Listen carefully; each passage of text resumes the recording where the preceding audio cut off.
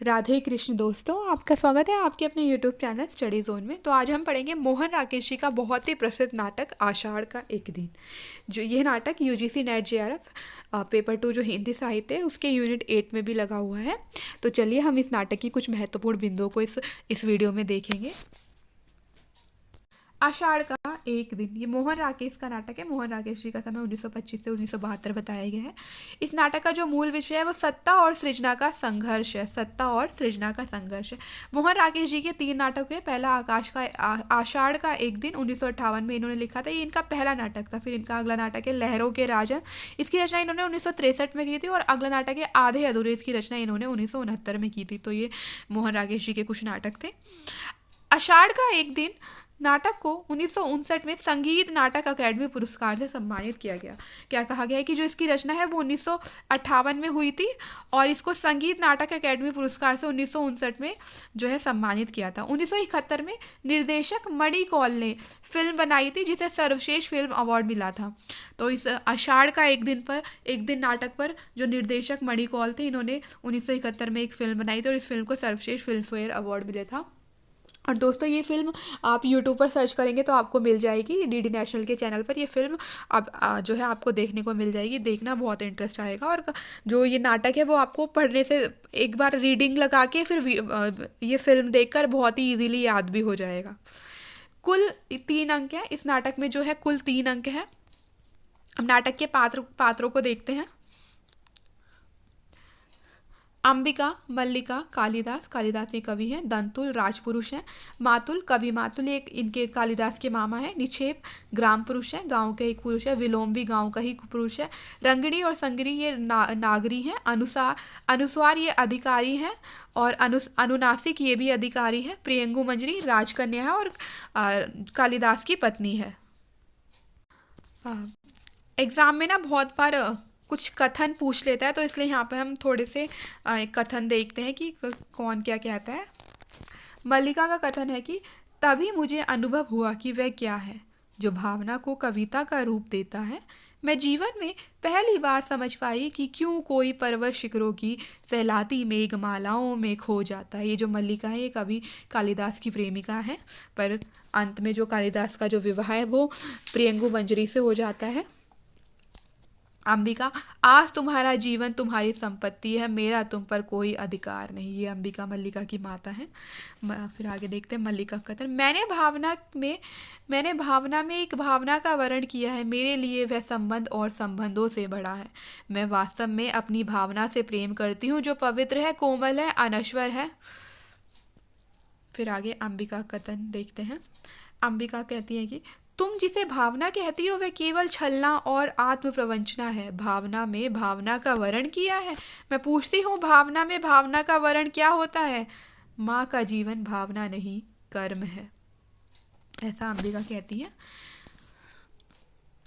ये दोनों कथन है ना, जब कवि कालिदास को ना जो है जो राज्य के कुछ अधिकारी होते हैं वो उनको ढूंढते हुए गांव में आते हैं, क्योंकि उन्होंने जो एक रचना करी होती है ऋतु संहार, शायद से हाँ ऋतु संहार की रचना करते हैं वे।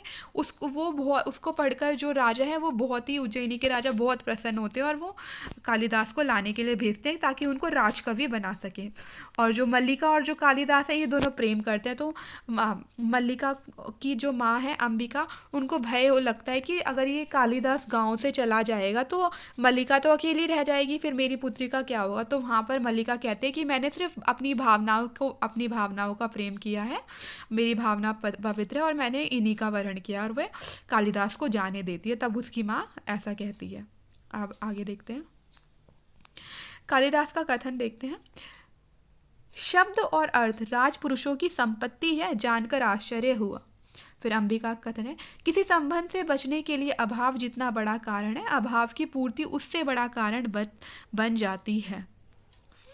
सम्मान प्राप्त होने पर सम्मान के प्रति प्रकट की गई उदासीनता व्यक्ति के महत्व को बढ़ा देती है। ये वाला कथन, ये एक तरह से अंबिका कालिदास को टोंट मारती है, क्योंकि जब क्या कहते हैं जो राज सिपाही होते हैं वो इनको ढूंढते हुए गांव में पहुंचते हैं, तो जो राजकवि की जो उपाधि देना चाहते हैं राजा कवि कालिदास को, तो वह उसको ठुकरा देते हैं। तब जो है अंबिका कहते हैं कि सम्मान प्राप्त होने पर सम्मान के प्रति प्रकट की गई उदासीनता व्यक्ति के महत्व को और भी बढ़ा देती है, ऐसा अंबिका कालिदास से कहती हैं।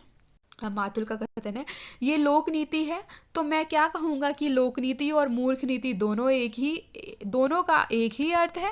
जो व्यक्ति कुछ देता है, धन हो या सम्मान हो, वह अपना मन बदल भी तो सकता है, और बदल गया तो क्या बदल गया, बदल गया। तो ये जो मातुल है वह चाहते हैं कि जो कवि कालिदास उन सिपाहियों के साथ, राज अधिकारियों के साथ चले जाए और राजकवि की उपाधि ग्रहण करें। तो तभी वह उसको कालिदास को समझाते हुए कहते हैं कि जो व्यक्ति कुछ देता है, चाहे वो धन हो, सम्मान हो, कुछ भी हो, वो जब दे रहा है तो उसको वापस भी तो ले सकता है, ऐसा मातुल कहते हैं। फिर आगे देखते हैं निक्षेप का कथन है, कालिदास अपनी भावुकता में भूल रहे हैं कि इस अवसर का तिरस्कार करके वे बहुत कुछ खो बैठेंगे। योग्यता एक चौथाई व्यक्तित्व का निर्माण करती है, शेष पूर्ति प्रतिष्ठा द्वारा होती है। कालिदास को राजधानी अवश्य जाना चाहिए, अवसर किसी की प्रतीक्षा नहीं करता। तो ये निक्षेप कह रहे हैं कि अवसर किसी की भी प्रतीक्षा नहीं करता। अगर कालिदास इस प्रस्ताव को अगर ठुकरा देंगे तो शायद वे गांव तक ही, एक ग्रामीण कवि तक ही सीमित रह जाएंगे। अगर वे इस अवसर को अपनाकर राजधानी जाते हैं तो उनकी प्रतिष्ठा और भी बढ़ जाएगी। फिर आगे निक्षेप का ही कथन है, कालिदास यहाँ से नहीं जाते तो राज्य को हानि नहीं होगी, राजकवि का आसन रिक्त नहीं रहेगा, परंतु कालिदास जो आज है जीवन भर वही रहेंगे, एक स्थानीय कवि। जो लोग आज ऋतु संहार की प्रशंसा कर रहे हैं वे भी कुछ दिनों में उन्हें भूल जाएंगे। फिर आगे विलोम का कथन है, विलोम ये गांव का ही एक वासी है, और ये विलोम जो है वो मल्लिका को लाइक करता है, पर मल्लिका कालिदास को पसंद करती है, और विलोम और कालिदास में एक तरह से 36 का आंकड़ा रहता है। विलोम क्या है? एक असफल कालिदास और कालिदास एक सफल विलोम। हम कहीं एक दूसरे के बहुत निकट पड़ते हैं। फिर मल्लिका कहती है, यह क्यों नहीं सोचते कि नई भूमि तुम्हें यहाँ से अधिक संपन्न और उर्वरा मिलेगी। इस भूमि से तुम जो कुछ ग्रहण कर सकते थे कर चुके हो। तुम्हें आज नई भूमि की आवश्यकता है जो तुम्हारे व्यक्तित्व को अधिक पूर्ण बना दे। तो यहाँ पर मल्लिका कालिदास को उज्जैनी जाने के लिए मनाती हैं, और उनको जो है उज्जैनी जाने के लिए बोलती है कि तुमने गांव से जो सीखना था वो सीख लिया, अब तुम्हें उज्जैनी जाना चाहिए, वहाँ पर तुम्हें और भी अधिक सीखने को मिलेगा। व्यक्ति उन्नति करता है तो उसके नाम के साथ कई तरह के अपवाद जुड़ने लगते हैं। फिर आगे प्रियंगु मंजरी, प्रियंगु से ही इनकी क्या कहते हैं कालिदास की अंत में शादी हो जाती है।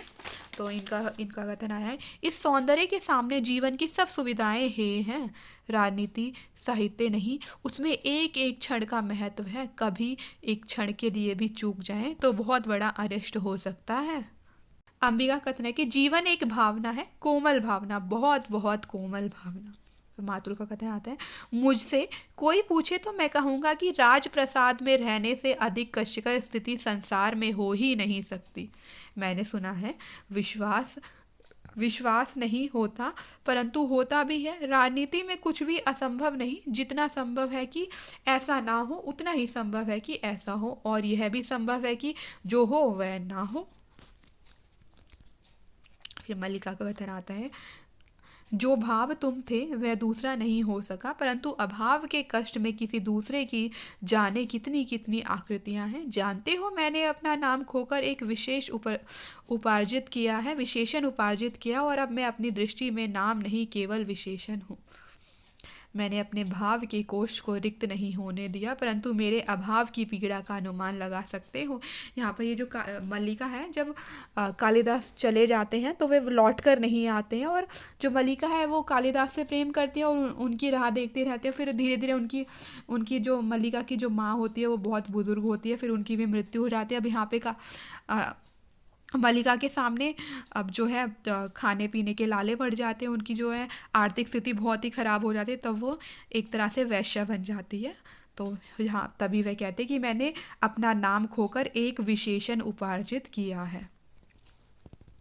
फिर कालिदास का कथन आता है, संभव है दृश्य उतना नहीं बदला जितनी मेरी दृष्टि बदल गई।